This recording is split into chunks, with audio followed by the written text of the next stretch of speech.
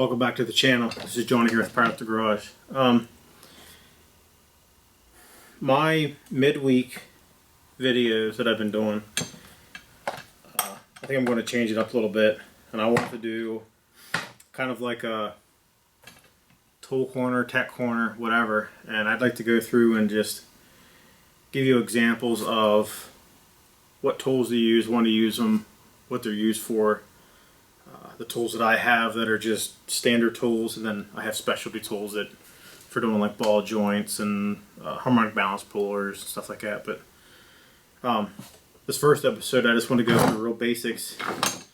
We'll cover a bunch of stuff here real fast. So if you're just a do-it-yourself guy, just working out of your driveway or your yard or whatever, first thing I tell you to do is get a decent jack.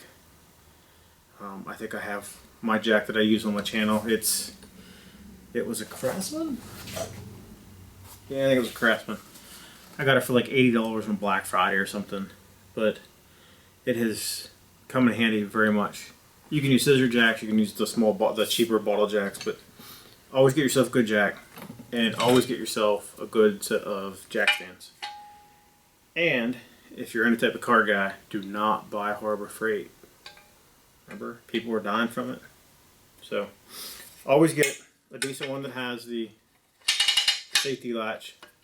You can see there's teeth on it, and this latch, pick up on it, it drops down. But I also have another set here that has a hole in the side that has so once you get up the height, you slide a safety pin in it and it keeps it from going down. But make sure you have a jack, make sure you have a stand. Most of the time people will go to like Walmart or like I said Sears, Craftsman, wherever, and they buy like the big tool kits, which I don't have any handy to show you, but they usually come with like a handful of sockets, maybe 4 or 5 wrenches, Allen wrenches, all just little odds and ends like that, maybe a screwdriver too. But as you can see, I have a little bit of everything here. So I go to my deep wells that I have. These guys, they're from Harbor Freight. I think they're like $15 a rack or something like that. But I have metric and standard. These are just my normal, just tearing intakes apart, stuff like that. I have a good set of impacts. So you can tell the difference between the impacts and regular, because the regular ones are usually this chrome color, and the impacts are usually black and just a little more hefty. They have a little more girth to them. And you always keep yourself a set of, well, I have a set of standard and a set of metric on these little racks. And these little racks are like, I don't know, they're like $1.99 at Harbor Freight. But I have all Craftsman sockets on here. Yeah, so I always keep a set of the stubbies and a set of the deep wells just as a standard. If you're going to have a standard toolbox in your house, those are always good to have. I do know most sets of metrics don't come with an 18. So if you ever buy a set of metrics, make sure you get yourself an 18. I forget which one of the standards are always missing. But just pay attention whenever you buy your sockets. There's always one socket missing, and it's usually the one that you're looking for. Never quite understood that, because when you buy the sockets separate, they're like outrageous. But keep yourself a set of sockets. Set of Allen wrenches. This is actually one of those little Craftsman things I told you about that come in the box. I've had this thing for 15 years, maybe, almost 20. To buy this set by itself, I think it's like $10, maybe $8. But you'd be surprised whenever Allen wrenches come in handy, and it's always nice just to have this little pouch to keep them in. And there's metric and standard in there. They'll cover like normal day-to-day, just odds and ends in cars. Like I said, we're not going to go through any specialty things here. Always keep yourself a good little flashlight. This is a little LED. I think this was free at Harbor Freight. I think it was, maybe, or maybe like $1.99 at Walmart or something. But just a good little flashlight. Keep one in your car. Always keep one in your car. Utility knife's always good to have. Like I said, this is a safety one, but utility knife's usually $2 maybe for a cheap one. And then you can buy the pack of blades. I think maybe they're like $5-10, but they're always good to have. Just a standard utility knife. Pliers. Usually you have like a normal set of pliers like this, which mostly everyone has. And then you also have channel locks. So these will come in handy. Channel locks they're basically a plier. Just it's at like a 45, but the jaws can open up the. It'll accept a 2-inch or whatever, just a standard set. Yeah, they come in handy. Needle nose pliers. Normally they're shorter, but I like these for some odd reason. These have saved me a lot of times with pulling like spark plugs up out that I couldn't get out. You can reach down in and get a hold of them. Dropping stuff in the engine bay. These come in handy.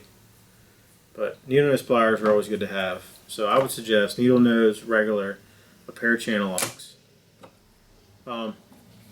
Always make sure you have a paint scraper, and usually one that is flexible, like the softer metal. I use this a lot for scraping like gaskets off. Sometimes when you go to pull the engine and trans apart, they won't come apart. So you can take this and you tap it in, or the oil pan. Oil pan's a good one because it usually seizes in place with Permatex. But like this one is sharp. I actually have this one sharpened because I scraped like the oil pans and stuff like that. But flexible paint scraper is always good to have in your car, or in your toolbox, not your car. Sorry. Hammers. These are just ball peen hammer, heavy duty one. This is what's called a dead blow hammer. So if you listen, there's actually sand in here. It's actually a rubber mallet. So the way this works is it uses the momentum of you swinging. So what it is whenever you swing and you hit, when you swing it, the sand stays up in the top, and then whenever you hit, the sand actually pushes down again. It's called a dead blow hammer because, like I said, it's rubber, but it also has like that delayed hit. But it's also, you can hear it. It's a thud whatever you hit, it's going to move. But it also doesn't booger anything up like hitting with metal. These come in handy with doing small stuff. These come in handy with doing big stuff that it doesn't really matter if you beat on them. Ratchet. Always make sure you get yourself a good ratchet. I don't know how many times I've bought cheap, whether it be Walmart or like True Value or somewhere, and you're trying to ratchet and the gear strip inside or break and you smack your knuckles off something. Or I've had these heads actually like fall apart, and what they'll do is they'll like lean real hard one way. So whenever you go to put it into a socket, it will actually be like cocked like that or like this. Always get yourself a good ratchet. Like I said, you can buy a set of Craftsman, I think like a 3 set. They're probably like $40-50. And this thing's lasted me 15-20 years. So they're worth the investment if you're going to have a set in your toolbox. Extensions. So there's various sizes of extensions. Usually you can buy these Harbor Freight. I keep using Harbor Freight because it's the cheapest place to get them, but some of these are Mastercraft, some of them are Craftsman. This is Task Force. I don't even know what this even is. Gear wrench. So that's a good decent one. But get yourself a set. Usually I think that's like $10-15 total for a set. Usually a set of 4. So it'll be a longer one, a next size down, and then a small, and then it'll actually have a little stubby one. They come in handy. And truthfully, you can cheap out on these if you really want, because unless you're like really torquing on something, I mean, I've actually twisted them and broke the ends of them off. But for just normal, like pulling stuff apart like I've been here on my channel, just the cheaper ones work. Like I said, I'd make sure you get yourself a set of extensions.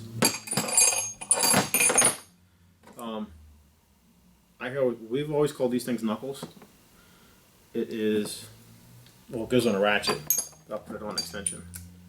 You put it on an extension, then you put your socket on. It allows you to, so if you need to like get into a spot where you can't get the ratchet straight on, you can go like this and turn it, and it's kind of hard to see.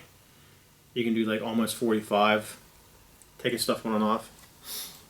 Like I said, you can get a set of these. I think I got a 3-pack. I think it's like 10, 12 bucks. These are always good to have in your toolbox. I will tell you this, you will lose these. I don't know how many I've lost. Like I've owned maybe 5, 10 of these things, and I think I have like 3 of them left. So what I've always done in my toolbox was I've always taken one of my extensions and just left this on the extension in my toolbox, so I wouldn't lose it. Screwdrivers. I mean, you can buy a pack of screwdrivers cheap. These 3 are Craftsman. I don't know what this thing is, but yeah. Usually, if you have Craftsman, the handles, you can tell the handles. If it's red and white, it's a flathead, and if it's the blue and just a solid white, it's Phillips. So if you had like a rack of these and all you could see was the tops, you can tell this is a flathead and this is a Phillips just by the color of the handles. These are also different sizes. This is a standard size.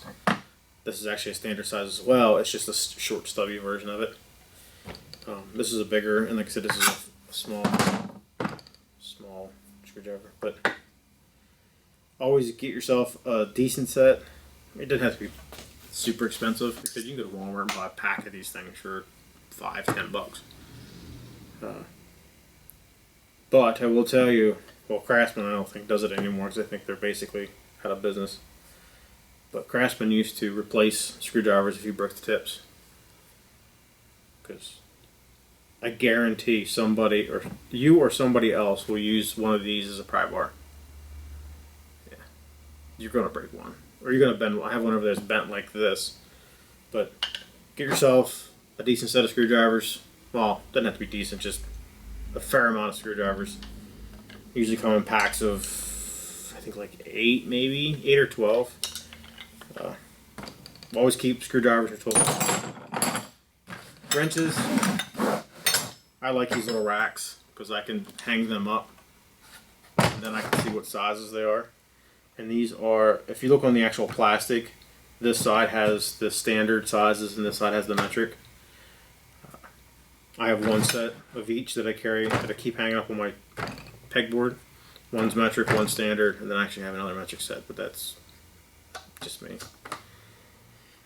Always keep yourself a complete set of wrenches. And these are just regular, just plain Jane wrenches. There's nothing special about them. This rack actually has a mixture of 12-point, 6-point. That's a whole other video. But just keep yourself a good set of just regular wrenches. You can keep them in racks like this. I used to put a zip tie through the end of them and keep them up. People just, I have a toolbox in here somewhere with just wrenches everywhere. But make sure you have a set of each. And whenever you buy them, make sure you don't lose the 10, because everybody loses the 10 millimeter. I promise you, you will lose the 10 millimeter. There's various type wrenches. This is a gear wrench. The box end is actually, if you can hear it, there's actually a ratchet in it. And then there's I have a set of short stubby ones. You'd be surprised trying to get one of these into a place. You get this in somewhere and you're able to get on the nut, but then you can't turn it because there's not enough room. This little guy comes in handy, because I mean, he's that much shorter. But for a standard toolbox, just a regular set of wrenches work. Another little thing I always like to hang around was this is a magnet, because I don't know how many times I've dropped tools down an engine bay.